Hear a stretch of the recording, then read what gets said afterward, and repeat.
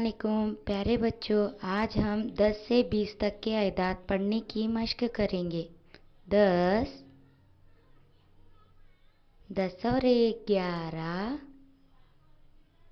10 और 2 12, 10 और 3 13, 10 और 4 14, 10 और 5 15, 10 और 6 16, 10 और 7 17, 10 और 8 18, 10 और 9 19,